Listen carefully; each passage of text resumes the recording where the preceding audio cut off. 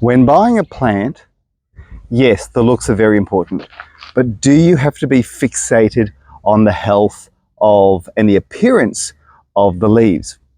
Generally, yes and no. It really depends on where the leaves are damaged, how they look, and how the fresh new leaves are looking. So ideally, for example here, the new leaves are absolutely beautiful. They're flushing, it's a healthy plant, all good signs of a perfect plant. But further in, and you'll notice some of the leaves have a bit of a discoloration to them. Is that worth really worrying about?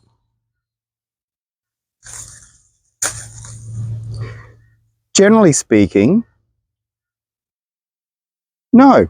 I would not worry about the old leaves if there's a little bit of physical discoloration damage to it, because that's last season.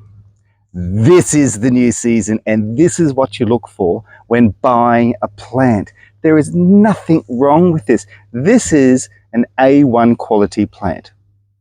So if you see a few little leaves that are discolored, maybe even a little bit chewed by an insect in the history, do not worry about it. It's a perfectly fine plant.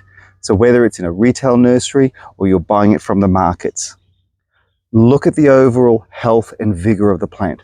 Look for new growth. Look for the health, the color of that new growth. Look at the shape of it. Is it malformed, distorted? That's a bit of a warning sign. But if it's healthy and if it's looking good, then definitely go ahead and buy it. It's a good purchase. And that's the garden tip for today with Paul Plant Horticulture. Hope you enjoyed it. And if you have, please give me a thumbs up and subscribe. Thank you.